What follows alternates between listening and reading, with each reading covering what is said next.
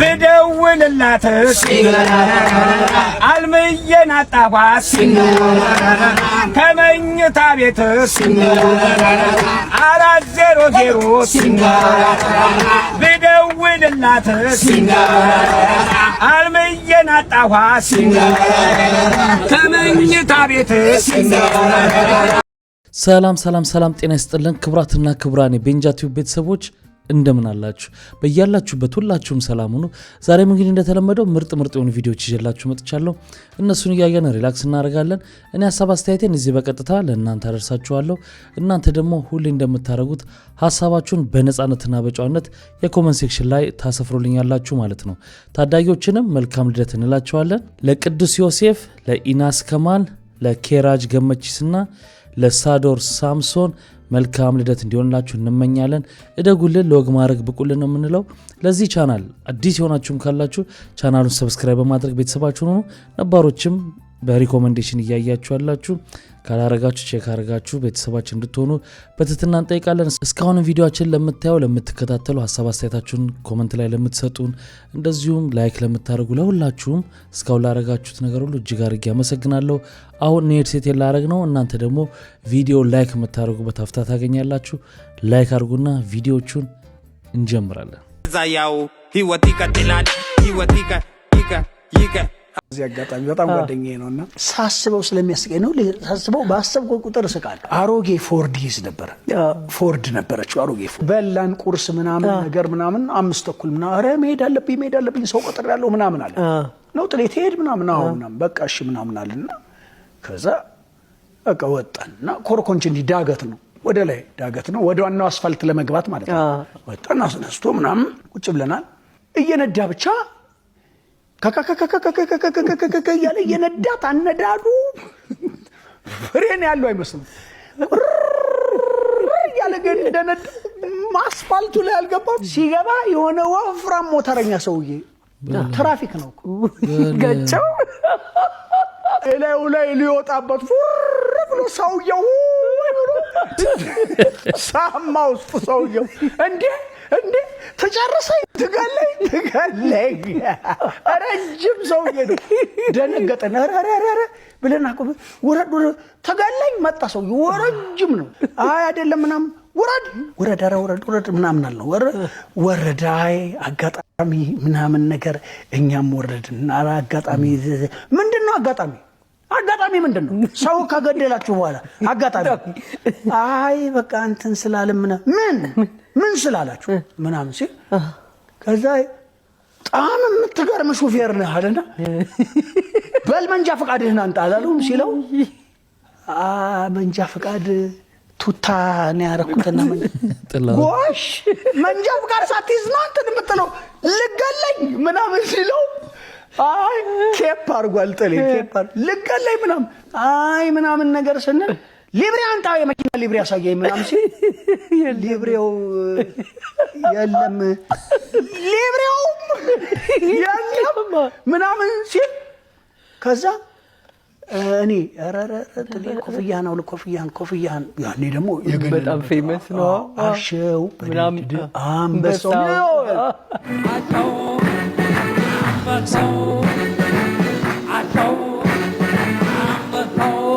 አራረ ጥሌ ኮፍያን ነው ልቆ ምናምን አለ ቀሰና አይደለም እኮ ጌታዬ ያው መቼም ስህተት ይፈጠራልና አጋጣሚ ምናምን ምንድነው አጋጣሚ ተፋጠጡ ምን አጋጣሚ ምንድነው አይ ምናምን አላወቁኝም አላወቁኝም ምናምን የት ነው ማቀ ምንድነው ምናምን አላለው እንዴ ነው የሚታዩ እኛ እኔናማ አይደለም ኧረ ዘፋኝ ነው እኮ ጎበዝ እዛ ሜጋ የሚሰራ እንትን ምናምን ምንድነው የሚዘፍነው ምናምን አላለው ምንድነው የሚዘፍነው ምናምን አላቸው። ከዛ አይ ኧረ አይደለም እንትንማ አሸው አንበሳው ምናምን ስንል እኔንም አማንም አየና ጎሽ እኔንም ልታሽ ነው ወደ ጣቢያ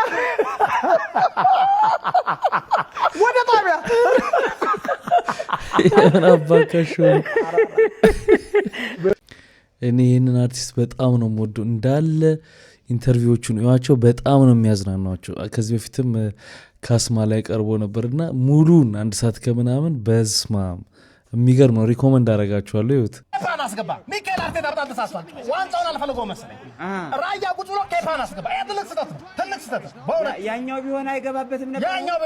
እጁ ሰፊ ነው። ይሄ ሚያዝ ኳስ እኔ በገባ ይዘዋል።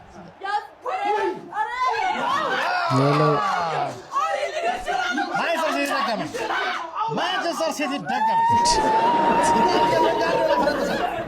መለሳ እየፈረጠ ነው የሚገኘው። ያዝም ይፈጣ እኔ ተናግሬያለሁ። ማይረባ በረኛ ኬፓ አይረባ ያልኩት ብዬዋለሁ። መግባት አልነበረበትም። ያቆቦ አለመግባቱ ጥሩ ነው እያልክ አልነበር? ሚካኤል አርቴታ ስለቱን የተበላው እራሱ ራያን ቢያስገባ ኖሮ ይሄ ጎል አይገባም ነበር። በእውነት አዎ ኦፕታ ነው እንደዛ ነው። እንግዲህ በጣም ይገርማል። ማንቸስተር ሲቲ ይችላል፣ ምንም ማድረግ አይቻልም። ማንቸስተር ሲቲ ይችላል። እኔ እንግዲህ ይሄ በረኛ አርቴታ ላይ የራቁት ቪዲዮ ይዞበት ይሁን አይታወቅም። የዋንጫ ነው በረኛ አስቀምጣ እንዴት ምክትሉን ታስገባል? ምን ገላውን ሲታጠብ ነው ራቁትን? እንግዲህ አጣዘን መጣው ይሆናል። ግን ማንቸስተር ሲቲ ይችላል። ማንቸስተር ሲቲ ይችላል።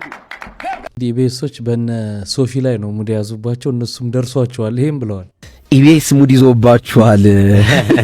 ስለሱ ምንም አትሉም ወይ ነው ምን ነው? ነው ግን ከባድ ግን እኔ ቁጭ አደረገው እኮ ነው ቁጭ አደረገው። እኔ እንደውም እኮ መጨረሻ ላይ ያወቅኩት ቦናንዛችን ሲጨልፋት ቦናንዛችን እንዴ ጨለፉን እንጂ እሷን ኮፒራይት እንጠይቃለን። ባይዘይ ኮፒራይት እንጠይቃለን። አይ ነው ጎበዞች ናቸው። እና በጣም ያሳቀኝ ደግሞ አንድ የአርሰናል ደጋፊ አለና በቃ ዛሬ ምሽት ይለጥፋል ምናምን የሚል አንድ ደጋፊ ያርሰናል። እሱን ሲሰራው እኔ ሳቄ መቆጣጠር ነው ያቃተኝ። በጣም ደስ ይላል። ሰዎች ነው ላኩልኝ። በጣም የክሬቲቪቲ ደረጃቸው የልጆቹ ቅዳሜ ዕለት መሰለኝ ፕሮግራሙ የቀረው። ኧረ በእናትህ ብሬን ስጠኝ። ከየት እሰጥሃለሁ? ነው ቢኖረኝም ቢላል ምንድነው ቢኖረኝ የምትለኝ? ሁሌ ነው ቢኖረኝ የምትለኝ? እኔ ከፍቅረኛ ጋር ስገናኝ ኪሴ በባዶ ነው እየተገናኘሁ ያለሁት። ኧረ በእናትህ አስበልኝ። እኔ ፈልጌው አይደለም እኮ እሱን ገንዘቡ ያንተ ነው አይደለ? ግን የለማ ሰጠኸኝ። በቃ አሁን የለኝም። ሁሌ ከዚህ በኋላ ስለ ብር በጠይቅህ መጥቼ በጠይቀው ውሻ በለኝ። እሺ ለምኑ ይላል እንዳላበዛው እንዴ? ወይ ፍቅር የኔ ፍቅር በጣም ናፍቀኸኛል። ጊዜ የለኝም። ቶሎ ሩም ይዘህ ጠብቀኝ። እሺ መጥቼ በጠይቀው ውሻ በለኝ። የኔ ፍቅር ቡቡ የኔ ፍቅር የምን ነው? ግራ ገባሽ አይደል? የኔ ፍቅር እንትን ፔሬድ ላይ ነኝ። ማሪ ደህና ነህ? ግን ዛሬ ግራ ገባኸኝ እኮ። የኔ ፍቅር ምን ሆነ አለው? ተሳስቼ እኮ ነው ማለቴ ሲስተር ፔሬድ ላይ ነች። ቴሌ ፍርዬ በእናትሽ እባክሽ፣ እኔ የኔ እናት እባክሽ መረረን እባክሽን። 25 ብር ካርድ ሞልተን የለም 50 ብር ካርድ ሞልተን የለም። እባክሽን ቴሌ የኔ ቆንጆ ፍርዬ የኔ ማር እምወድሽ ባከብርሽ እህቴ እባክሽን እንደ ድሮ መልሹ። ያሁኑ በጣም ከባድ ሆኗል። በእናትሽ እንደው ከዚህ በፊት የነበረውን አይነት ሂሳብ እንትን አወሳሰድ ይሁን እባክሽን። እንዴት እናድርግ በእናትሽ? እንደ ሞልተን የለም ወዲያውኑ ዞር ስንል የለም። እንዴ ምን ይሻለናል እንዴ? አረ በእናትሽ ፍርዬ በእግዚአብሔር አናሳዝንሽም? እኛም እኮ እህቶችሽ ነን ፍርዬ እባክሽን በእናትሽ። ይኸው እያለቀስኩ ነው የምነግርሽ የምር በእናትሽ ፍርዬ የኔ እናት ፍርዬ የኔ ቆንጆ የኔ ማር በእግዚአብሔር እንደው ይሄን ድምጼን በእናትሽ ስሚልኝ እባክሽን። ካርድ ምርር ነው ያለኝ እውነት ኢንተርኔት የለ ምን የለ ሁሉ ነገር ምርር ነው ያለኝ። ቴሌ እንግዲህ ሰሞኑን ትንሽ ጨከን ብሏል መሰለኝ። ብዙ ሰዎች ሮሮ እያቀረቡ ነው።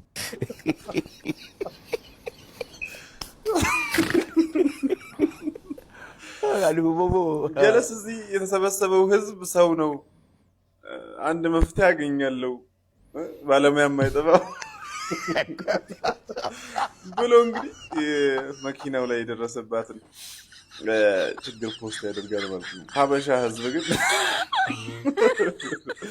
ቪዲዮን አሳይቻችሁ ልመለስና ኮሜንቱን አሳያችኋለሁ ጋይስ።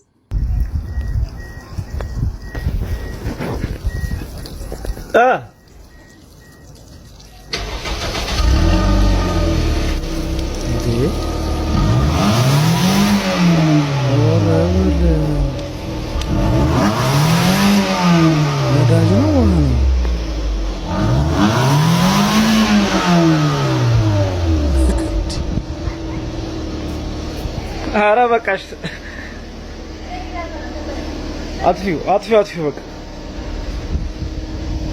ይሄ የምን ችግር ነው? ሌላ መኪና ልትወልድልህ ነው? ቅድመ ወሊድ ፈሳሽ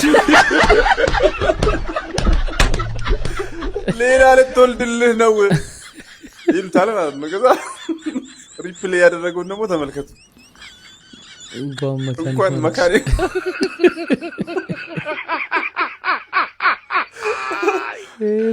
መካኒክ ማረች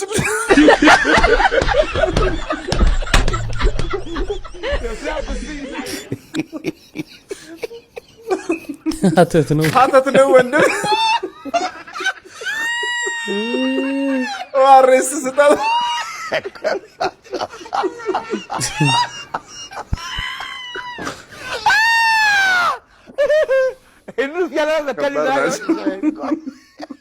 ይኸው ደግሞ ፌስቱላ መሰለኝ ቀላቀለች። ተደፍሮ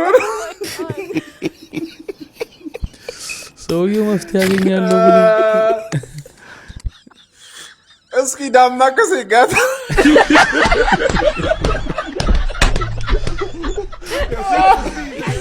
ለይን ደግሞ ኩላሊት ነው አለ ማለት ነው።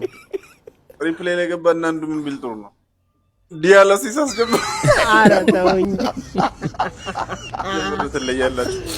እንችላለን ግን አናረግም። ፓርት 1 አንደኛ ከባድ ነገሮችን ማንሳት። ሴቶች ስታባተር አይደለንም። እሺ ሴቶች ነን። this is not our department sorry። ሁለተኛ መፍታትና መግጠም፣ ድሪል፣ መፍቻ፣ መዶሻ፣ ሚስማር ነክ ነገር ላይ በአጠቃላይ መሳተፍ። this is not our department you're the king fix it።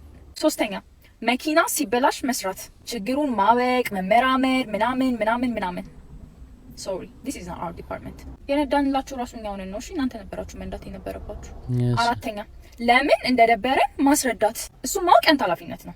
use your context clues ከባድ ነገር አይደለም። አንዳንዴ እኛ ራሱ ለምን እንደደበረ አናውቅም።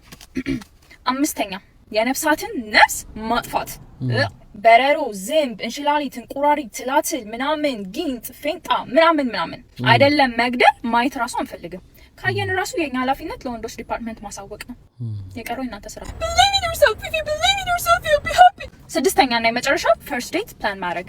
ጨምላቃ ስድ ባለጌ እንችላለን ግን አናረግ። this is not our department። አሁን የተዘረዘሩትን ነገሮች ማድረግ የምትወጂ ቺክ ካለሽ ነይ ግቢለት። you belong to the brotherhood bro። አረ በጣም ብዙ እየቻላችሁ የማታረጉት ነገር አለ። አልዘለልሽም። እንችላለን ግን አናረግም። ፓርት 1 አንደኛ ከባድ ነገሮችን ይቅርታ ማለት ደረሰሽ። ይቅርታ ማለት ትችላላችሁ ግን አታረጉት። ሁለተኛ ባሎቻችሁ መስማት ወይ ቦይፍሬንዳችሁ አትሊስት በህይወታችሁ አንድ ቀን እስኪ እሱ በሚለው ነገር ተስማሙ ወይ አዳምጡት። ከቻላችሁ ትችላላችሁ ግን አታረጉት። ሶስተኛ እና የመጨረሻው ዝም ማለት ትችላላችሁ ግን አታረጉት። አመሰግናለሁ። ኩልነን ሁሉን ነገር እንችላለን የሚለው ስለሆነ ግን ፈልገን ነው ማናረገው ነው። ስለዚህ አርጉታ። እኛ ሴቶች ከወንዶች በፍጹም መስማት ማንፈልገው 5 ነገሮች። እኛ ወንዶች ከሴቶች መስማት ማንፈልጋቸው 5 ነገሮች። አንደኛ እሷ ማናት? እህትሽ ነቻ፣ የሔዋን ዘር። አው በንጽጽር ውበት ካንቺ ልትበልጥ ትችላለች፣ ግን አንቺ ይህን ጥያቄ ባለመጠየቅ በጸባይ ከሷ መብለጥ ትችላለች። ሁለተኛ ጊዜ እየሰጠኝ አይደለም። እንግዲህ ጊዜ 24 ሰዓት ይበቃችኋል ብሎ እኩል 24 ሰዓት ሰጥቶናል ለሁላችንም። በጣም አስቸኳይ ጭቅጭቅ ካለብሽ ከነገሽ ላይ ተዋሽ። ሶስተኛ የት ነህ? በጣም ባለጌ ሰው ነሽ። ልብሽ ውስጥ ሌላ ወንድ አስገብተሽ ነው እኔን የት ነህ የምትይ። አራተኛ እንጀራ መጋገር አልችልም። ወይል ዳቦ ለሁሉም ነገር መፍትሄ ሊሆን አይችልም። ተለማመጂ። አምስተኛ ምን እያሰብክ ነው? የማይመለከትሽን ነገር ተአምር ላሳያችሁ። ተአምር። ይሄ እንደምታዩት አስፋልት ነው። ከአስፋልቱ ላይ ምን አለ? ይሄ ድልድይ አለ፣ እንትን አለ፣ የአስፋልት የብስክሌት መንገድ አለ። ከዛ ክራክ ማድረግ ጀምሯል። እዚህ ጋር በምን ቢያያዝ ጥሩ ነው? እዩ፣ በፕላስተር በደንብ ነው የያዘው። ስማርት ነው። በቃ አደገኛ ኮንተንት ክሬተር ነው። ፕላስተሩ ለጥፈ እነሱ እንደለጠፉት አድርገህ ትሰራለህ። እንዴት ብንናናቅ ነው ግን እንደዚህ ጊዜ ተቀይሮ ምን ክፉ ቢመጣ ጅስና ነበርን የማንጠጣጣ ያን ጊዜ አስቤ በስድስት ባልፍገን ላፊስ መጣ። እሺ ማንን በላችሁ ደግሞ እናንተን? አስፈሪው ጀማ ከኢትዮጲስ ወይስ ኤምቢሲ 3 ጌንግ ናችሁ? እኔ በእናንተ እድሜ ቀይዋ ወፍ ስል ነበር። እንዴ እስከ ቅርብ ጊዜ ድረስ ራሱ በቃ ማዳመጠው ሙዚቃ ቢራ ቢራ ታምራለች እና እውነት እኮ ነው። ያዘው ፍለጠው ግሩፕ አታክ ምናምን ጥምር ውዝውዛ። አሁን እማማ ኢትዮጵያዬ ቀጣይ የሚረከብሽ ትውልድ ይሄ ነው ወይ ነው ጥያቄው። እንዴ ገና እኮ ልጆች ናችሁ ምናምን ነገር ውጡ፣ እግር ኳስ ተጫወቱ፣ ብይ ተጫወቱ፣ ተረት መጽሐፍ አንብቡ ምናምን ምግብ ብሉ ምናምን ገና ልጆች ናችሁ እኮ። እኔ በእናንተ እድሜ ይለያሉ እኮ የሆኑ ልጆች እኮ ፍጥነት በቃ ፍጥነትም አለም አንዳንዴ ምንድን ነው ያወረስናቸው እኛም እኮ ተጠያቂ ምንድን ነው ያሳየናቸው ነው እንደዚህ ምንም ከየትም አምጥቶት አይመስለኝም እኔ እንዴት እንደሆነ አይ ነው ሽሜ እማ አይ ነው እንደዚህ እንዴ የጅሩ በሬ ለፋሲካ እሱ ነው። ኧረ አይ ነው እንጂ ያው በምን ላስረዳቸው? አይ ነው ይታ አይ ነው ይልል አይ ነው ይልል ተሰቃየን እኮ እኛ። በተለይ ኤአይ አሁን በቃ እየሰራ ያለው ነገር እያመጣ ያለው ነገር ለእኛም ይከብዳል እንኳን ለእኛ እናትና አባቶች ለማስረዳት። ወንጨት እንጨት አነጨው ኪዛ ነው ወንጨት አሬ ምንድን ነው ቂጣ ነው ወይስ ምንድን ነው የመጣበት ነው? ጉድ ደግሞ እንዴት አድርገን ብሎ ነው እንዴት አድርገን ብሎ ሰምኩ በረከሽ አራም ነው ለስሩ ኪዳነ ምሕረት እኔ እኮ የሆነ ቪዛ መስሎኛል። ነው እንደዚህ አሽሞንማሽ ነው የሚጮት ግን በጣም መድሃኔ አይደለም አለስ ደሩ ያም ዝም ነው ያብልም አና ሰጠ አይደለም ይሄ ምንድነው? በእናትህ አቦይ ፈዚ መሰለኝ ምንድነው? ብራከሌ አቦይ ፈዚ አረ ምን ሆነ ለቃቅማ መጥቶ እንደዚህ ጉድ ያረፈ በእናትህ ደህና በየአይነቴን የምበላው ደህና በየአይነቴን የምበላው ነው። እኔ ሙሉ አንዱም ጎጎ መስሎኝ እኮ ነው አንተ እንዴት ሲመጣ በዚህ እኮ መጠርጋል እንደምን ነው ራስን አሳምን በቃ ምን በቃ ቦሌ ነው ቦሌ ልምት ነው ምን አገባኝ? አይ ምን አገባኝ? ያየው ነው ይበላል ማራም ነው ኤላ እኮ ምንም እኮ ልጅ ነው በዚህ ብቻ እኮ ይልጥኝ አዩ ማርያም እንጀራ ታለ በእንጀራ ማጣበቂያ ነገር በላት ዝም አገባ አንተ ቦሌ ነው ምንም መልከተ ነገር ማጣበቂያ ካለ ማጣበቂያ በላት ስራታ ታዲያ ወንጨት እንጨት አነጨው ኪዛ ነው ብሎ ወንጨት ይኸው ነው ፒዛ ነው መሰለኝ ማርያም እንጨቱ ይሄ ነገር አንተ ነው የሚጠራ 350 ብር ይላል። ለዚህ ነው 350 ሌላ ዘም ያየው ነው ሂሳብ ሌላ ጨምረ ነው ወይስ ምንድን ነው አስጨጀለን?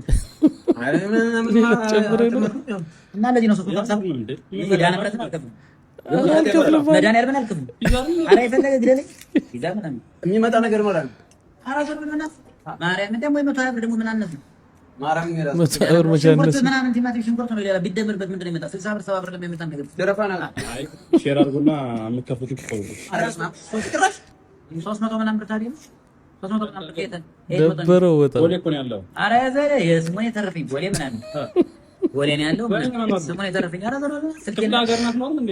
ገና መዛራ በናት ነው አንተ ያው እንዴ ያው ዘራ አተሳከፍል ይርክ ነው እንዴ? ትቀልዳለህ እንዴ? በየአይነቱን እርጥቡ ምናምን ቢበላበት ስንት ነገር ይበላል። ቦሌ እኮ የቤቱ ኪራይ ነው የምትከፍሉት ብዙ ነገር።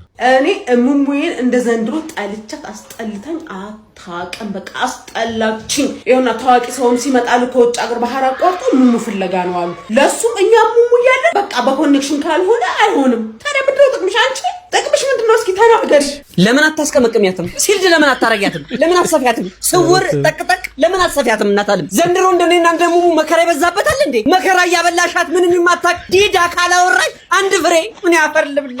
አትጨነቅሻት እሙሙዬ። እኔ መካውናውን ተናገሪ ብለሽ ስታስጨንቂያት ባክሽ ብላ መለሰችልሽ ብዬ ነፍሴ ከስጋ የተላቀቀች ባሸናች አገልግሎት በሰጠች ባራባች አትናገር አትጋገር የኔ ዲዳ እሙሙዬ። አሁንማ በጭራሽ ማፈሩን አቁማችሁታል። እናቱ ብለን ስለክፋችሁ ትሉ ነበረ። አሁን እኮ እኛ ነን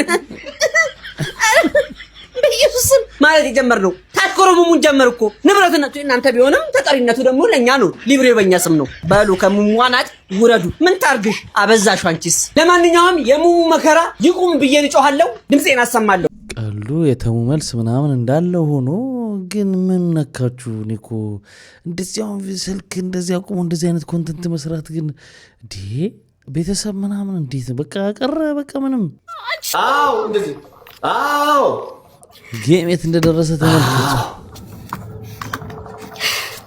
አረን ካክቤ በላይ ነው አልችልም በእናትህ አንቺ ላርጓም የሴት ላርጓም አንቺ ይብላክና አልችልም በምን ላርገው ኦኬ ይሄ የመስታወቱ ቦታ ሳይሆን የኪቦርዱን ቦታ ያዥና ይሄ ምን እንደዚህ አርገው እንዴ በብረቱ ማለት ነው ይሄ በዚህም ይታየው አዎ አዎ ይሄኛው ጠንካራ ነው እንደዚህ አይሆን በዛ ባው እሱን ያሽ ያኛው አያችሁ ሴትዮ አራግፌ ያልኩሽም በእንትኑ አጋጭ ይሄው ግንብ የለም እንደ ያው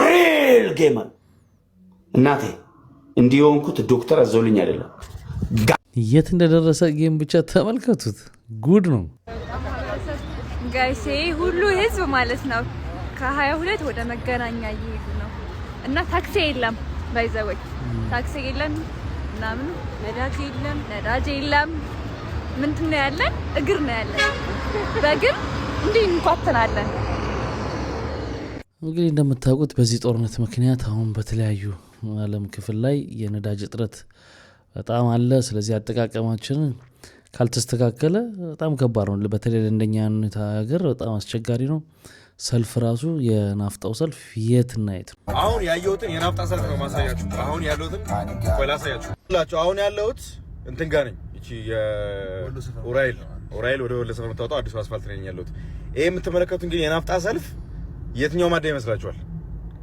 እዚህ ጋር ሙሉ የምትመለከቱት የናፍጣ ሰልፍ እንዳለ የቆሙት ዞሮ ማተማጊያ ያለው ኖክ አይደለ በኢየሱስ ስም በጣም በቃ የናፍጣ መኪና በቃ በጣም እንትኑ ጋር ደርሷል አሁን መታጠፊያው ጋር በኢየሱስ በጣም ያው የምታዩት አሁን ወሎ ሰፈር ጋር ልሻለሁ ይሁት ወሎ ሰፈር ጋር ከየት ነው የጀመረው ዞሩ ዘጠታች ኡራኤል ከኡራኤል በዚህ በውስጡ ተደርጎ ወሎ ሰፈር ድረስ የናፍጣ ሰልፍ በጣም ነው የሚገርመው ምንድነው አብሬሽ ልተኛ አንተ እኮ ከዚህ በኋላ ህፃን አይደለም አድጋል ትልቅ ሰው ነህ የራስህ አልጋ አለ አይደል ሂድና ዛተኛ ምን ይላል አባዬ በጣም ትልቅ ሰው አይደል እንዴ እሱ ታዲያ ለምንድነው የራሱ አልጋ ላይ ማይተኛው ለምንድነው ካንቺ ጋር የሚተኛው አሃ ነው እሱ ስለሚያንኮራፋ ነው ካንቺ ጋር የሚተኛው ጀራ እኔም እኮ በጣም ማንኮራፋት እችላለሁ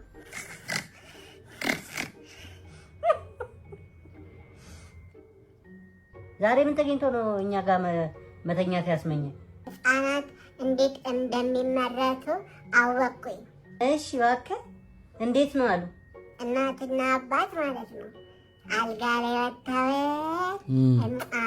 ሲባባሉ ነው ህፃናት የሚመረቱት ስለዚህ ልክ ነው እኔ ደግሞ ወንድምና ስለምፈልግ አሁኑኑ እምቃምቃ ተባባሉና ወንድምና እህት አምርቱልኝ ይኸውልህ በኋላ ሰው መታኝ ሴጣን መታኝ እንዳትል ምን አለበት አምቃ ብቻ እኮ ነው እሺ ዞራ ዞር እሺ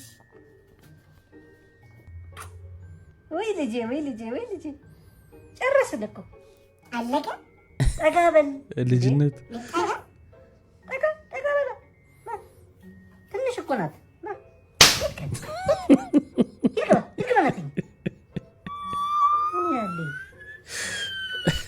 ጃራ ግን በቃ ይችላል የልጅ ልጆች ኮንተንት በተለይ በጣም በቃ እስማ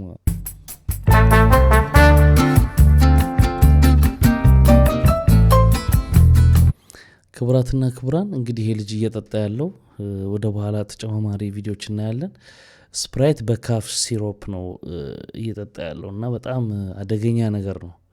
ልጆቻችሁንም በጣም ማወቅና መጠበቅ ያለባችሁ ጉዳይ ነው ወላጆች ይሆናችሁ።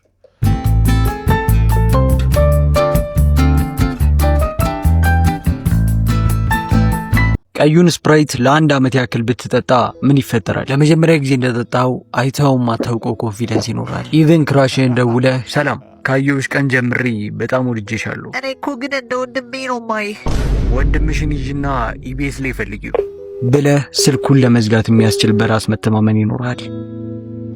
ከ1 ወር በኋላ ግን በራስ መተማመኑን ፈልገህ ሳይሆን ካልጠጣው እንደምትሞት ስለሚሰማ ይሆናል የምትጠጣው። ከ1 ዓመት በኋላ ግን የእናትህ ስም ይጠፋባል። ከነበርክበትም 10 እጥፍ ውፍረት ጨምረህ ራስህን ታገኘዋለህ።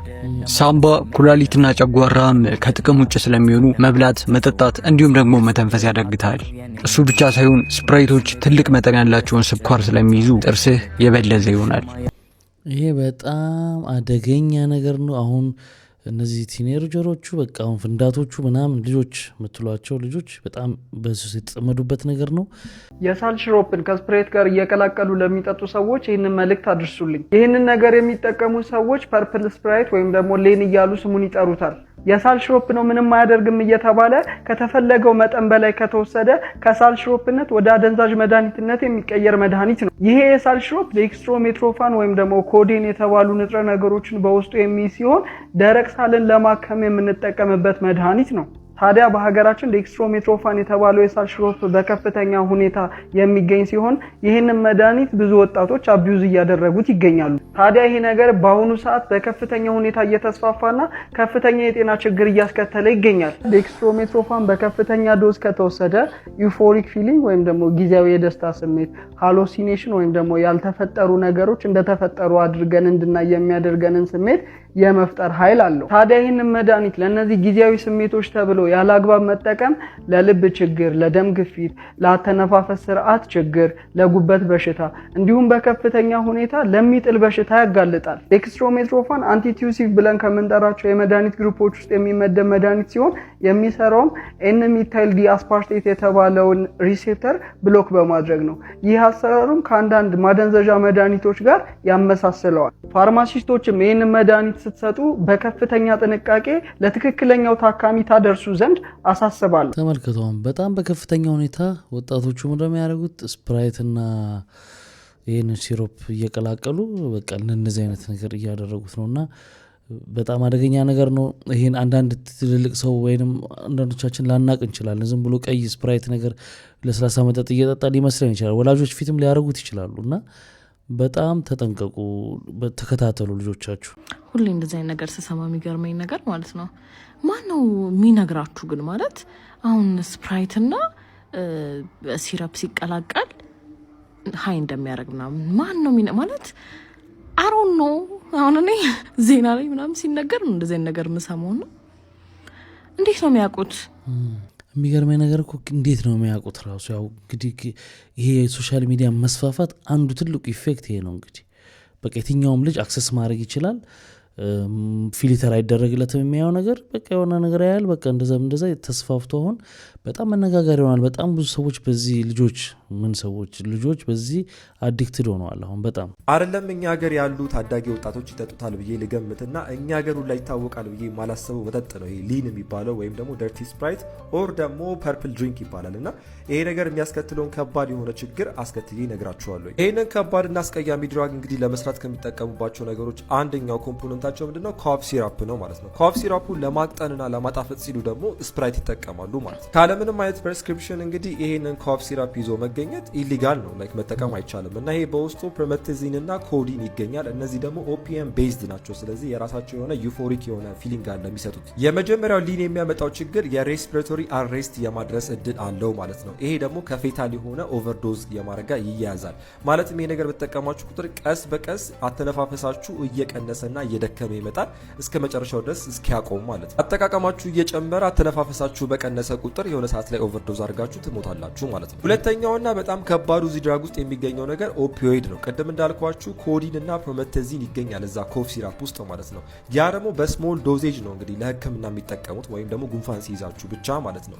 ከዛ ውጭ ግን እንደዚህ ስትጠቀሙት ሃይሊ አዲክቲቭ ይሆናል። ስለዚህ የማትወጡት ሱስ ውስጥ ይዘፍቃችኋል ማለት ነው። ሶስተኛውና በጣም ከባዱ ሊን የሚያስከትልባችሁ ችግር እንግዲህ የጉበትና የኩላሊት ፌል ማድረግ ነው ማለት ነው። ሁለቱም ጉበታችሁን ኩላሊታችሁን ወይም በተጠቀማችሁ ቁጥር ፌል ያደርጋል፣ ከጥቅም ውጭ ይሆናል ማለት ነው። ከላይ እንደምታነቡት ኦርጋናችሁን ዳሜጅ ያደርገዋል ሲባል ሪቨርስ ማድረግ የማችሉት ፐርማነንትና ፍጹም የሆነ ዳሜጅ ነው የሚያስከትልባችሁ ማለት ነው። ከእንደገና ቅድም እንዳልኳችሁ ኮንቴንስ ሃይሊ አዲክቲቭ ኦፒዮይድስ ኤንድ ሰደቲቭ የሚያደነዝዙ አንቲሂስታሚንስን ይይዛል ማለት ነው። which both depress the central nervous system ነርቨስ ሲስተማችሁን ይሄ ነገር አታክ የሚያደርገው ሴንትራል ነርቨስ ሲስተማችሁን ይሄ ነገር አፌክት ያደርጋል ማለት እናንተ ሀሳባችሁን ስሜታችሁንና እንቅስቃሴያችሁን ኮንትሮል እንዳታረጉ እንዳትቆጣጠሩ ያደርጋችኋል ማለት ነው። ምክንያቱም ሴንትራል ነርቨስ ሲስተም እነዚህን ሬጉሌት የሚያደርግ ስለሆነ ማለት ነው።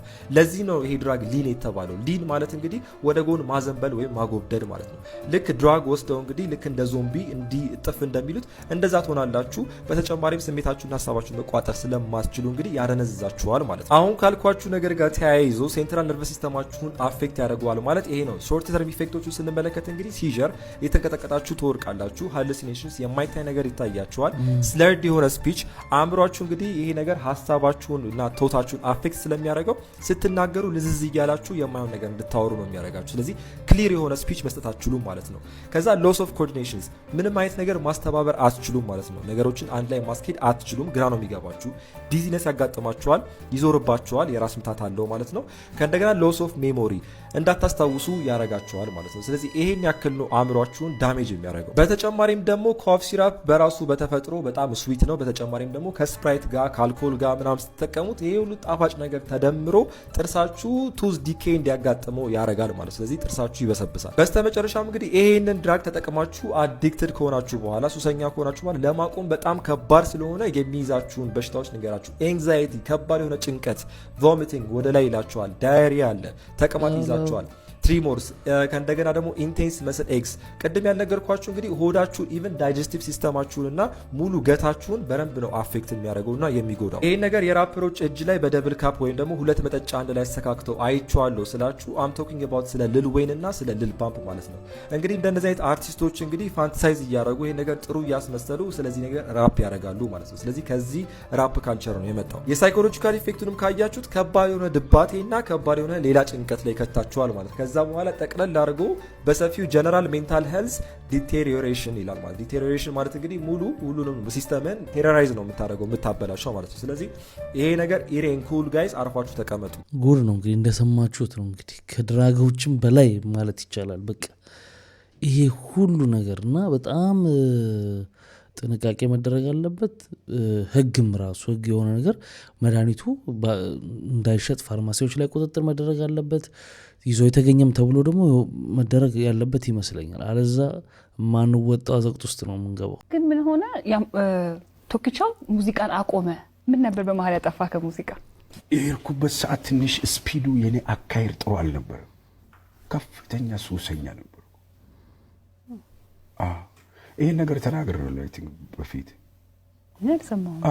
ብዙ ሰውም የሰማ አይመስለኝም። ለምን ይሄን ጥያቄ ብዙ ሰዎች ሲያነሱት ስለምሰማ ነው ያነሳሁት። ባይሰማም ያው ህዝቡ ያውቃል እኮ ገምቶ ነው። ሁሉ ቦታ ያየኛል። ሁሉ ኢትዮጵያ ህዝብ አይቶኛል ስጠቀም። እኔ ከማለዳ ጀምሮ ስሰባበር ነው ሞር ከማለዳ ጀምሮ በጊዜ ነው የምትጀምረው ማለት ነው። ኦል ዴይ ሎንግ ነው በቃ ኦል ዴይ ሎንግ ኦል ናይት ሎንግ ከቀኑ ሙሉ ሌሊቱ ሙሉ ነው እና የምጠቀመው 24 ሰዓት ደግሞ ኦርደር የለውም። መቼ ነው የምተኛው? መቼ ነው የምተኛው? ጥቂት ሰዓት እንቅልፍ 3 ሰዓት ምናምን ነው የምተኛው። በዛ ከተባለ 4 ሰዓት እና ከባድ ነበር። ቸርች መሄድ ማለት እንደነበረብኝ ዓለም ወደዛ መሄድ ይለውጦኛል።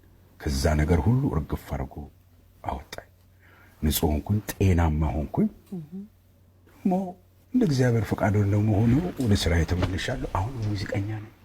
ስለዚህ ሙዚቃ አላቋረጥክም? አላቋረጥም። ከዚህ በኋላ አላቋረጥም። ሰላም ውድ ኢትዮጵያውያን፣ ሰላም የኢቢኤስ ቤተሰቦች። እናንተ እንደምታውቁት እኔም እንደማውቀው በአንጋፋው አርቲስት በነፃነት ነበር ይህ መድረክ የሚደምቀው።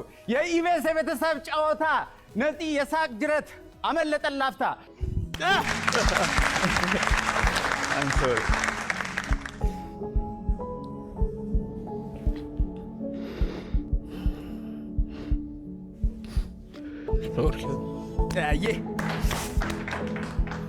ጥልቅ የጥበብ ሰው ድንገት ቢያመልጠን እኛ ታናናሾች ይህን እንድንሞክር ህዝብ እድሉን ሰጠን።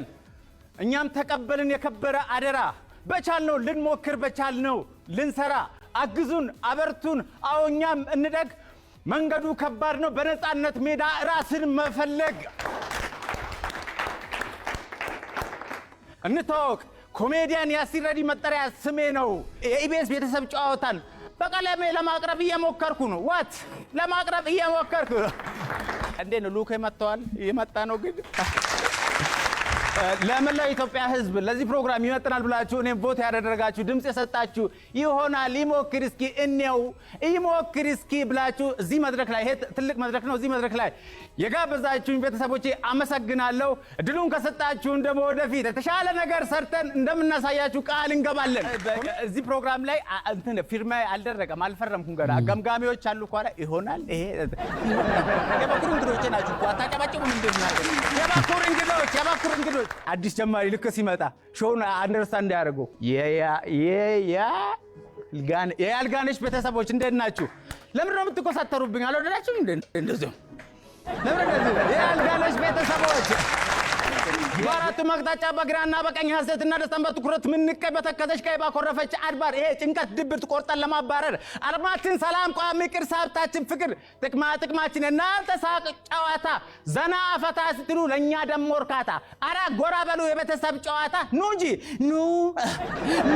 እንግዲህ ህይወት ይቀጥላል። የነጻነትን ነፍስ ይማርልን። እንግዲህ ሌሎችም በአጠቃላይ 3 ናቸው የታጩት። ያሲን የመጀመሪያውን አቅርቧል፣ አሪፍ ነበረ። በነገራችን ላይ ከኛ የሚጠበቅ ኃላፊነት አለ። ባለፈውም ተናግሬ ያለው አዲስ የሚመጣው ሰው የራሱ ነው እንዲመጣ እኛ መፍቀድ አለብን። ልክ ያን የሚመጣውን ሰው ላይ ጫና ማድረግ የለብንም። በቃ እንደ ነጻነት እንዲሆን መጠበቅ የለብንም። ነጻነት ሌላ ሰው ነው፣ ያሲን ሌላ ሰው ነው፣ ሌሎቹ የሚመጡት ሌላ ሰዎች ናቸው። እነዛን ሰዎች በራሳቸው ከለር መቀበል ግዴታችን ነው። ጫና መፍጠር የለብንም። ብዙ ጊዜ አይ ከሱ በኋላማ እንደዚህ ምናምን ማለት የለብንም። ሰው ደግሞ የራሱ ብቃትና የራሱ ተሰጥቷለሁ እና እንደ ነጻነት እንዲሆንልን አለመጠበቅ፣ ራሱን እንዲሆን እድል መስጠት ይጠበቅብናል ብዬ አስባለሁ። የሃና አለማታቅ ስራ አስኪያጅ እኔ ደጋፊ ባይኖረኝ የኢትዮጵያ ህዝብ ከጎኔ ባይሆን መላው ክርስቲያን ሙስሊም የእግር ኳስ ቤተሰብ ከኔ ጎን ባይሆን ኖሮ ህዝቡ ስለጮኸ ይግባ ልትኝ አትችይም። እቃ አይደለሁም። ደስ ሲልሽ በስልክ ደውለሽ በጥበቃ ምታባሪ፣ ደስ ሲልሽ ደግሞ አይ ህዝቡ ተቆጥቷል ግባ ምትኝ ሰው አይደለሁ። ባይዘበይ ማካበር ጥሩ አይደለም እንጂ ከትርታ ኤፍኤም በላይ የፌስቡክ ተከታይ አለኝ። እኔ ከትርታ ኤፍኤም በላይ የዩቲዩብ ተከታይ አለኝ፣ የቲክታክ ተከታይ አለኝ። እግዚአብሔር ይመስገን። ጣቢያውን የሚያስተዋወቅ ነው እኛ ነን፣ ሲዲ ስፖርቶች። ማን ያውቀዋል ትርታ? የትኛው ፕሮግራም ነው እስኪ ከሲዲ ስፖርት በላይ የሚደመጥ ነበር? በመላው ዓለም በመላው ኢትዮጵያ ችግር የለበትም እኮ ሬዲዮ ሲቆራረጥ ራሱ በቲክታክ እና በዩቲዩብ ሲዲ ስፖርቶችን ተደማጭ ነው እና በህዝብ ዘንድ ስፖንሰሮች እንዲመጡ ላደረግነው ውለታ ባይባልም ላደረግነው አስተዋጽኦ ግን ከበር በጥበቃ አይደለም ማባረር ያለብሽ። እንደውም የወሩ ምርጥ ፕሮግራም የሬዲዮ ጣቢያው ሲዲ ስፖርት ነው ብላችሁ ልትሸልሙ ነው የሚገቡት። እውቅና መስጠት እናንተ ናችሁ ፐርፎርማንሳችሁ ጥሩ ብላችሁ ልትሸልሙ የሚገባው እኛን በጥበቃ ልታባሪ አትችይም። አስፈላጊ ከሆነ የድምፅ ቅጂሽን አወጣልሻለሁ። ስራ አስኪያጇ ወይዘሮ ሳራ ሞገስ አንቺ ስትለቂን ይመጣሉ ሲዲ ስፖርት። አንቺ ስትለቂ የመጨረሻ ፋይናል ሀሳብ ይሄ ትወጫለሽ። ቃል በቃል ያለችው ሌሎች ነገሮችን መናገር ስለማልፈልግ ግን ድምጿ ስላለ እለቀዋለሁ ከፈለኩ። ቃል በቃል ያለችው ምንድነው? ወይ አንተ ስራህን ትለቃለህ ወይ እኔን ስራዬን እለቃለሁ ብላ። አሉቲ እንግዲህ ውዝግቡ እንደቀጠለ ነው። ምንም ርህራ የለውም። ፊት ለፊት ነው የሚያፈራርጠው። አንዳንድ ነገሮች ከበስተጀርባ ምን ያመጣል ብሎም የሚያመዛዝን አይመስለኝም። አንዳንድ ትንሽ ስሜታዊነትም አለ ያለው ችግር እንዳለ ሆኖ ማለት ነው። እንግዲህ ግን ይሄ ሁሉ ከዚህ ሁሉ ውዝግብ በኋላ በሰላም እንግዲህ እየፈታ ነው። ኦልሞስት አልቋል፣ ተመልሶ ይጀምራል ብለዋል ባልደረቦቹ። ጉዳይ ኦልሞስት ፈተናል፣ ተፈቷል። እንዳያሳስባችሁ ተመልሶ ወደ ስቱዲዮ የሚገባ ይሆናል። እንግዲህ በስራ ምክንያት ጉዳዩ ይመለከታቸዋል የተባሉትን ስራ አስኪያጅ ለማግኘት ጥረት አድርገን ነበረ። ባለፉት ቀናቶች በነበረ የአሜሪካ ኤምባሲ ስልጠና ምክንያት በአካል መገናኘት አልቻሉ ነበረ። ተገናኝተን ጉዳዩን ፈተናል። የሚቀረው አሉቲና ስራ አስኪያጇ ማገናኘት ነው። ስለዚህ ተፈቷል። ከ50% በላይ ተፈቷል። እንኳን ደስ አላችሁ ለማለት እንወዳለን። ጨርሰናል ይህንን ጉዳይ ዘግተነዋል። ዶሴ ወደ መዝገብ ቤት ተመልሷል። አሉቲም ወደ ስራው የሚቀጥል ይሆናል ማለት ነው። ነገር ግን ጉዳዩን የተጨማሪ ነገሮች ካሉ ማብራሪያዎች የሚፈልጉ ነገሮችን ማብራሪያዎችን ለመስጠት ስራ አስኪያጇን ፈቃደኛ ሆነዋል። የተፈጠረ አለመግባባቶች እንዳሉ በሁለቱ መካከል እየተመለከተ ነው የምንገኘው። እሱን ደግሞ በሌላ ፕሮግራም የምናጠቃልል ይሆናል። እንግዲህ ይሄን ዝግብ በሰላም መፈታቱ ነው ወደ ስራ መመለሱ ጥሩ ነገር ነው። ብዙ ነገር እንደውም በጣም አድናቂዎቹ ደጋፊዎቹ እንደዚሁም ከአርሰናል ደጋፊዎች ጋር በነበረው ችግርም በሱ ችግር ሰዓት ያንን ተደምረው ሊያስጨንቁት አልፈልጉም። እንደውም በመዋጮ በሀሳብም ቻሌንጅ በማድረግም ሲያግዙት እንደነበር ለነሱም ምስጋና የሰራው ቪዲዮ አለ እና ቀላል ነገር አይደለም። እንደዚህ ስፖርቱ ማህበረሰብ እንዲህ ሲደጋገፍ ምናምን አሪፍ ነው። አሉላም ማስተካከል ያለበትን ነገር ማስተካከል እንዳለበት እንደተጠበቁ እኛ የመጀራችን የመጀመሪያ መምጫችንም ሂፕ-ሆፕ ነው። ማን ነው የጀመረው? ለምን መሰለህ እኔ ወዴት ልገባ መሰለህ ሂፕ-ሆፕ ቆይተናል ካልከኝ አንተ ሙዚቃ ስትጀምር ሚሊኒየም ላይ ነው 18 ዓመት ተቆጥሯል። ስለዚህ አሁን እኮ ማን የጀመረው የሚለው ውስጥ አንተም ልትገባ ትችላለህ ብዬ ነው ያነሳሁት። ሂፕ-ሆፕ ማኛ ነን የጀመርነው ከኛ በፊት ኢትዮጵያ ውስጥ መጀመሪያ የጀመሩት ሆነስትሊ ለትሩዝ ለመናገር ኒው ሀበሻ ፌኖሜና ወይም ባድ ቦይዝ ልጅ ሚካኤል ያለበት ግሩፕ ማለት ነው ነው። እነ ሳንፎርድ እነ በላይ እነ ሲያምረኝ አላሁንም ሲያምረኝ ነበር እዚህኛ ጋር መጥቶ ነበር ዱቤ ቤት ላይ። አሁን እውነቱን እኮ ነው የምንናገረው አይደል እንዴ? እውነት ተናግሮ የበሸበት ማደር ልጅ ሚካኤል እንደው እውነቱን እንደተናገረው እኮ ሚዲያ ላይ እሱ እውነት ተናግሯል። እነሱ ናቸው የጀመሩት። ከነሱ ደግሞ በቅርብ ርቀት እኛ መቀጠል እኛ ነን ሁለተኛ። እናንተ እነማን ነበራችሁ? እኛ እኔ አብይ ይልማ ሙላለም ሽፈራው ጋሞ ሜሴንጀርስ ከኛ ቀጥሎ ደግሞ እነ ጋሞ መጡ እኮ። አብይ እኮ ከጋሞ ጋር ነው አይነበረው አይደለም ከኛ ጋር ነው። ከጋሞዎች ጋር ግን አለ ያለ በጣም ከሲታ ስለነበረና አሁን ሰው አያቀርም። እኛንን ብንልም ማንም ይቀበል። ስለዚህ ግን እናጸዳው በዚህ አብይ ይልማ ከጋሞዎች ጋር ግን ነበረ አይደለም? የለም አልነበረም። እሺ አብይ እኔ ሙላለም አንድ ላይ ነን። ከነሱ ቀጥሎ እኛ ነን ኢትዮጵያ ውስጥ ሁለተኛ ራፕ የጀመርነው ማለት ነው። ሜሴንጀርስ አር ላይክ ሶልጀርስ ቱ ፋይት አጌንስት እና እንደዚህ ብለን ቀጠልን። እኛ ማንም በዚህ ላይ ደባልቃለሁ ብሎ ሌላ እኔ ነኝ ምናምን ቢል ቀጥታ ወደ ፖሊስ ጣቢያ በጣም ክርክር ይነሳልና በዚህ ጉዳይ ላይ ክርክሮቹን ሰምታቸው ነበረ? ብዙ አልሰማውም፣ ግን እንደዚህ አይነት ነገር መኖራቸውን አልጠላም። ኢንተርቴን ለማድረግ ነው። አይ ቲንክ ሰው ያውቁታል ብዬ አስባለሁ። አሁን ኤሌና ኒውዮርክ እኮ አሜሪካ ዌስት ኮስት እና ኢስት ኮስት አለ እንደዛ እኛ ያ ነገር ግን ትውልዱን ሬቮሉሽን አስነሳ። ትልቅ እንትን ያስነሳው ሞር እንትኑን አሳደገው። ኪነ ጥበቡን ኢንዱስትሪውን ያሳደገውና አሁን ቴዲ እዛ ጋር እንደዛ ሲል ልጅ ማይክ እዚህ እንደዚህ ሳምባዲ ደግሞ እዛ ጋር ክፋት የለው። እውነቱ ግን ሲመጣ አንተ ያልከው ነው ማለት ነው። እውነቱ ማይ ነው መሬት የያዘ እውነት ይሄ ነው። ከዚህ ውጪ እንዳልከው ልጅ ሚካኤል በዛን ጊዜ የዴይ ፓርቲዎች ላይ ያቀርብ ነበር አይደል? አለ ቶክቻ እኮ አለ። አይ ልጅ ማይክ ቆይቶ ሊሆን ይችላል እኮ ጣሊያን ስኩል ዴይ ፓርቲ ላይ ሲያዘጋጅ እኔ ገብቻለሁ። ተመልካቹ በእውነት ይኸውልህ እንዴ ያ ማለት እኔ ወጣት ነኝ ለማለት። አሁን ደግሞ ልጅ ሚካኤል ባለበት ወዳለ አሪፍ ልጅ ማይክም አሪፍ ነው፣ ቴዲዮም አሪፍ ነው። እንደ እኔም እኮ እንደ ሰራው ካልተባል አንድ ራፕ ሙዚቃ ሰርቼ ነበር። በጣም እንደ ቶክቻው ሰምተኸዋል ወይ ነው? ሰው ለሰው ቢሆንማ ምንኛ በታደለ፣ ሰው ለራሱ ባወቀ፣ ለራሱ ጥያቄ መልሱን በመለሰ። ዝምታ መልስ ነው፣ ላወራው መልስ ነው። ዝምታ ወርቅ ነው። ችግር ፈቹ ማን ነው? ድንካሩን ችንካር ነቃይ፣ አዋቂ ሲቃ ፈንቃይ፣ በጥቂት የታየ በብዙ ያለፈ ውድ አንድ ሰው አምጡልኝ፣ ችግር ይካፈለኝ፣ የወቀው ሚስጥሬን የአምላክ አምሳል ይሁን ይላል እኮ። ታዲያ ለምን አልቀጠልሽም በዛው? ማን ነው ወራጅ አለ ያለ?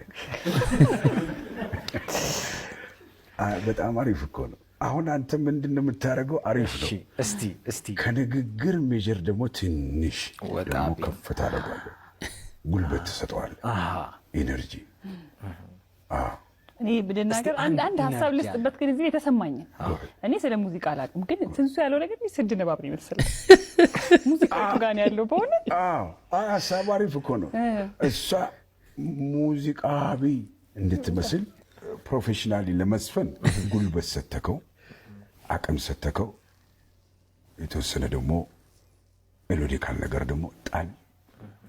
ሉላ ገዙ የኢቢኤስ ሆስት 2000 ላይ ሚስ ወርልድ ኢትዮጵያ ያው እዚህ ጋር ሁለተኛ ነው የሚለው የድሮ መጽሔት ላይ አግኝቼው ነው። ባለፈው 36 ዓመቴ ነው ብላ ተናግራ በቃ ሰው ሲንጠጣ ነበር እንደ ጉድ። በዛ ሰዓት ላይ ፋሽን ሾው ላይ የተወዳደሩት ልጆች ከ17 እስከ 20 ዓመት ያለው እድሜ ውስጥ ነው የነበሩትና እሷ ደግሞ በሰዓቱ 12ኛ ክፍል ተማሪ ነች። 12ኛ ክፍል ከሆነች ወይ 17 ወይ 18 ነው የምትሆነው። 8 ዓመት ብንጨምርበት 36 ዓመት ማለት ነው የሚሆናት እና በተጨማሪ ደግሞ አይመለከታችሁም ስንት ዓመት ይሆን ተምራ ሰርታ አግብታ ወልዳ 36 የኔ ኩያና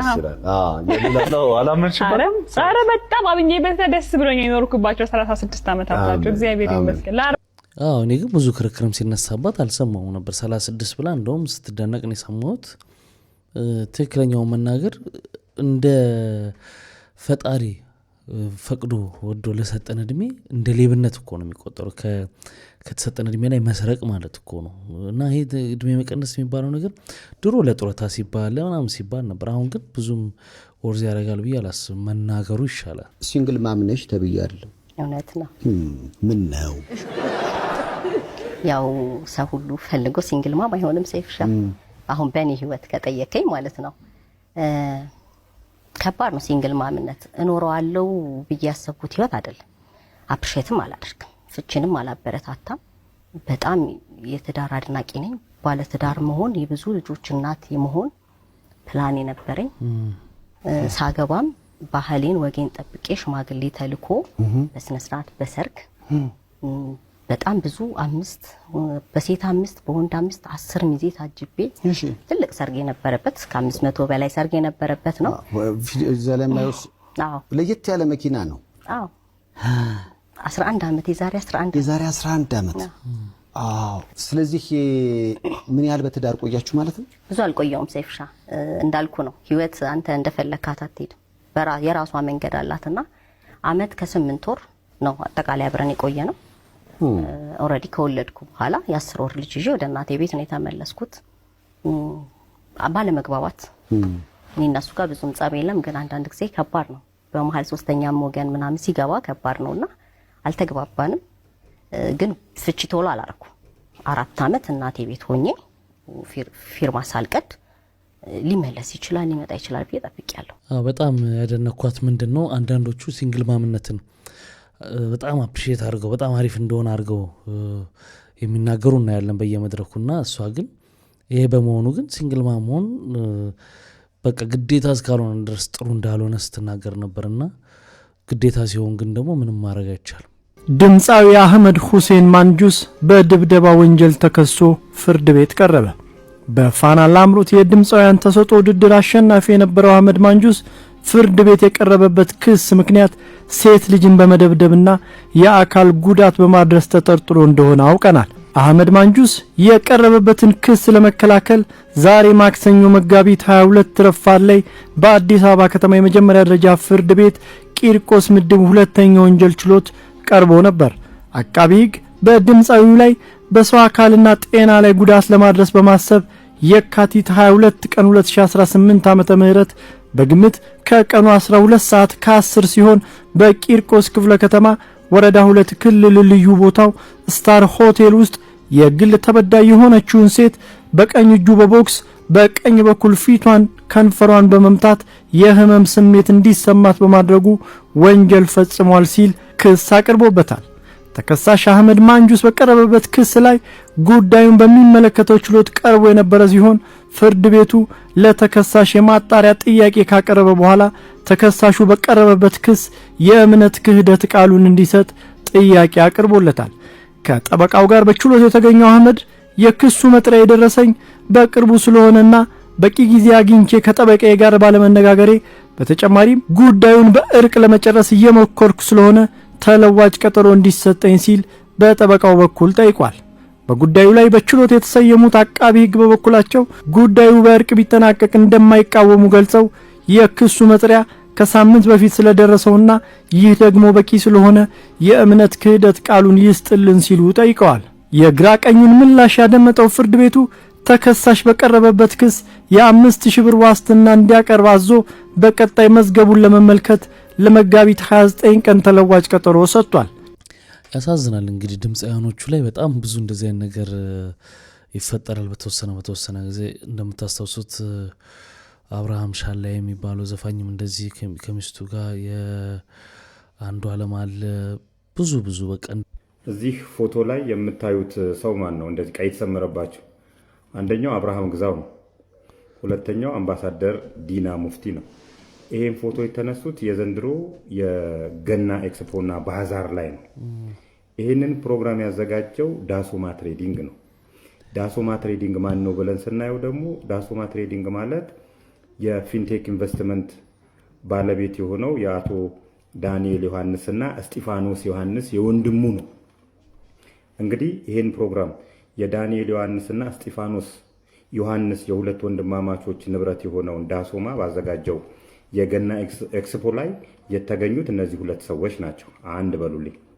ይሄኛው ደግሞ የባለፈው የነገርኳችሁ ቴድሮስ ካሳሁን የሄሎ ታክሲ ስፖንሰር ባደረገው ላይ ነው። ማንን ታያላችሁ? እነዚህ እዛ ጋር ከኋላ ያለው የተሰመረበት ማን ነው? አብርሃም ግዛው። ፊንቴክ ላይ እና አብርሃም ግዛውን አሁን የታሰሩ ሰዎችን ኤቭሪዌር ነው የምታገኟቸው። እንግዲህ የዚህን ታሪክ ካወቅ ነው አብርሃም ግዛውን ብቻውን ወስደን ብናየው ሄሎ ላይ ነበረ፣ ፊንቴክ ላይ ነበረ፣ ዳሶማ ላይ ነበረ ማለት ነው። 3 ቦታ። እነዚህ 3 ቦታዎች ላይ እያለ እንግዲህ ይሄ ካምፓኒ በሶስተኛ ዙር ነው የመጣብን ዳሶማ ብሎ ራሱን ማለት ነው። 3 ቦታ ላይ ያለ ፊንቴክ ኢንቨስትመንት እንደዚህ አጭበርባሪ ነበረ ስለመሆኑ አላቅም ሊለን አይችልም። ማስረጃዎቹ እነዚህ ናቸው። በእርግጥ አሁን የቴዎድሮስ ካሳሁን ስካይላይት ሆቴል እንኳን ደህና መጣህ አቀባበል የተደረገለት ቴዎድሮስ ካሳሁን ምንም አያውቅ። እውነት ለመናገር ስለ ፕሮግራሙ ጓደኞቹ ናቸው ያዘጋጁት የተባለው ሌላ ክፋት የለውም። እንኳን ደህና መጣ ነው፣ እንኳን ዶክትሬቱን አገኘህ ነው። ስለዚህ ቴዎድሮስ እዚህ ጋር ምንም የሚያገባው ነገር የለም። አንዳንድ የድል አጥቢያ አርበኞች ግን ነገሩን ፖለቲሳይዝ ለማድረግና ቴዎድሮስ ላይ እኔ የሆነ ነገር እንዳገኘሁበት አይነት ነገር። በእርግጥ ቴዎድሮስ ላይም የሆነ ነገር ካገኘው እስካሁን ድረስ አላገኘሁበትም። እንኳን እሱ አይደለም ባለቤቱ አምሰለት ሙጬ ፊንቴክ ኢንቨስትመንት የሰጣትን የአምባሳደርነት እንትን እምቢ ብላለች። ለዚህ ልትመሰገን ነው የሚገባው። እነ ሉላ ገዙንም እነ ጸገነት አበበንም በዚህ አጋጣሚ ልናመሰግናቸው ነው የሚገባው። ነገር ግን የቴዎድሮስ ካሳሁን ስም ለምን ተነሳ? አውዱን መረዳት ያስፈልጋል። እነዚህ ሰዎች እንግዲህ ዝም ብለው ሲንዘላዘሉ የነበሩ ሰዎች ከድል በኋላ መጥተው ነገሮቹን እንደዚህ ፖለቲሳይዝ ለማድረግ የሄዱበት መንገድ አዋጭ አይደለም። ቴዎድሮስ ካሳሁን ከዚህ በፊትም ነግሬዋለሁ። እሱ ምንም የሚያውቃቸው ነገሮች የሉም። ጓደኞቹ ናቸው ይሄን ፕሮግራም ያዘጋጀው። ዋናው ነገር ምንድነው? እሱ እነዚህ አርቲስቶችና ቲክቶከሮች ፊንቴክ ኢንቨስትመንትን አላቀውም ነበር፣ እንደዚህ አይነት ድርጅት መሆኑን አላቀውም ነበር የሚለው ነገር በማስረጃ እንዳረጋገጥላችሁ ከ1 2 3 ጊዜ ያቁታል ለማለት ነው የአውዱ ማጠንጠኛ የሚሆነው። ስለዚህ ቴዎድሮስ ካሳሁንም ቢሆን የሆነ ችግር ከተገኘበት ዜጋ ነው እንትን ይላል። እስካሁን ባለው ነገር ግን ቴዎድሮስ ካሳሁን ምንም የሚያውቀው ነገር የለም። ከስራችኋል፣ ፖለቲሳይዝ ለማድረግ የፈለጋችሁ ሰዎች። እንግዲህ ቴዲ አፍሮ ጋር ምንም የሚያገናኘው ነገር የለም። ምክንያቱም እሱ ዶክትሬቱን ተቀብሎ ሲመጣ በእንግድነት ዌልካም አይነት ነገር ነው፣ እንኳን ደስ ያለ ዝግጅት ነው። ከዛ ጀርባ ግን እነሱ ያንን ዝግጅት ተጠቅመውበታል ነው፣ ሳያውቁ ነው እንጂ የተባለው ቴዲ አፍሮ ፊንቴክ ውስጥ አለበት የሚል ነገር የለም። በነገራችን ላይ እንግዲህ አምባሳደር ዲና ሙፍቲም እንግዲህ ለምንድን አልታሰሩልን አልተጠየቁ ምናምን የሚል ብዙ ሰዎች እያነሱ ነበር። ለዚህ መልስ የሚሆንም እንደገና የመንሱር ጠበቃ በሆነ ወቅት ላይ ነኝ ብሎ መልስ የሰጠም ደጉሎ የሚባለው ይሄን ብሏል። ደጉላው የመንሱር ጀማል ጠበቃ ነበር ካረል አምባሳደሩ ለምን አልታሰሩ? እነዚህ ሁለት ጥያቄዎች እዚህ ቪዲዮ ላይ ምላሽ ያገኛሉ። ቪዲዮን ሼር፣ ኮፒ ሊንክ፣ ሪፖስት፣ ዱት እያደረጋችሁ በተለይም ደግሞ ይሄንን ከላይ የምትመለከቱትን ጥያቄ ላቀረበልኝ ለወዳጄ አውንታ በርሲሳ ሜንሽን እያደረጋችሁ አድርሱለት። እንግዲህ ብዙዎቻችሁ የመንሱር ጀማል ጠበቃ ሆኜ እንደነበር በአንድም በሌላም ጥያቄ ስታነሱ ተመልክቻለሁ። ይህንን ጉዳይ በተመለከተ አንድ ያላወቃችሁት ነገር አለ። ይኸውም በተለይም የፌደራል ጠበቆች የስነ ምግባር ደንብ ላይ ተመልክቶ እንዳለው አንድ ጠበቃ አንድ ደንበኛ አገልግሎት ፈልጎ በሚመጣበት ጊዜ በተለይም ደግሞ ደንበኛው ከፈጸመው የወንጀል ከባድነትና አስነዋሪነት አንጻር ከደንበኛው የሞራል ባህሪ፣ ኢኮኖሚያዊ፣ ፖለቲካዊና ማህበራዊ አቋሙን ተመልክቶ ከራሴ ሞራልና ሃይማኖት ጋር ይጻረራል ብሎ አገልግሎቱን መንፈቅ እንደማይችል ግልጽ በሆነ ሁኔታ ተደንጎ ይገኛል። ስለዚህ በወንጀል ጉዳይ ለጠበቆች ለደንበኞች አገልግሎት መስጠት የምርጫ ጉዳይ ሳይሆን ግዴታ እንደሆነ መታወቅ መቻል አለበት። ታዲያ ከመንሱር ጀማል ጋር ተያይዞ ባለው ጉዳይ ከፊንቴክ ጋር ተያይዞ ባለው እኔ የመንሱር ጀማል ጠበቃ ሆኜ አላቅም። ነገር ግን አገልግሎቱን ፈልጎ ወደ እኔ ቢመጣ እንደማልነፍገውና ጠበቃው ሆኜ ላገለግለው እንደምችል መታወቅ መቻል አለበት እላለሁ። ሌላኛው ጥያቄ ከአምባሳደሩ ጋር ተያይዞ የሚነሳ ጥያቄ ነው። አምባሳደሩ ለምን አልታሰሩ የብዙዎች ጥያቄ ነው። ታዲያ ይህን ጉዳይ በተመለከተ በእርግጥ በህገ መንግስቱና በወንጀል ህጉ በግልጽ የእኩልነት መሪ አለ። ይኸውም ሁሉም ሰው በህግ ፊት እኩል እንደሆነና ተመሳሳይ ጥፋት የሰሩ ሰዎች በተመሳሳይ ሁኔታ እንደሚቀጡና ትሪት እንደሚደረጉ ተደንጎ ይገኛል። ነገር ግን ይህ እኩልነት መሪ ልዩ ሁኔታ ያለው ሲሆን በተለይም ደግሞ የህዝብ ተወካዮች ምክር ቤት አባል የሆነ ሰው ያለመከሰስ መብት አለው። ይህ ያለመከሰስ መብቱ ለወከለው ህዝብ ወይም ደግሞ ብሔር ክብር ሲባል ተደርጎ የሚሰጥ ሲሆን በተለይም ደግሞ በከባድ ወንጀል እጅ ከፍንጅ ካልተያዘ በቀር ምክር ቤቱ ያለመከሰስ መብቱን ሳያነሳና ፈቃድ ሳይሰጥ ፖሊስ ማሰርና መክሰስ እንደማይችል ተደንግጎ ይገኛል። ይህም ማለት ግን እንደፈለጉ ወንጀል የመስራት መብት አላቸው ማለት ሳይሆን ምክር ቤቱ ያለመከሰስ መብታቸውን ሲያነሳው እንደ ማንኛውም ሰው ይከሰሳሉ፣ ተገቢውን ቅጣት ያገኛሉ ማለት ነው። እንግዲህ መልሱ ይሄ ነው ማለት ነው፣ የማይከሰሱበት። እንግዲህ ክቡራትና ክቡራን ለዛሬ ይዤላችሁ የመጣሁት ቪዲዮዎች እነዚህን ይመስሉ ነበር። በአንዳንዶቹ ተዝናንተናል፣ በአንዳንዶቹ ደግሞ ቁም ነገር ወስደናል። ስትገቡ ላይክ ያላርጋችሁ አሁን ላይክ አርጋችሁቱ። በሚቀጥለው አሪፍ የሆኑ ቪዲዮዎች ይዤላችሁ እመጣለሁ። መልካም ጊዜ። ባይ ባይ።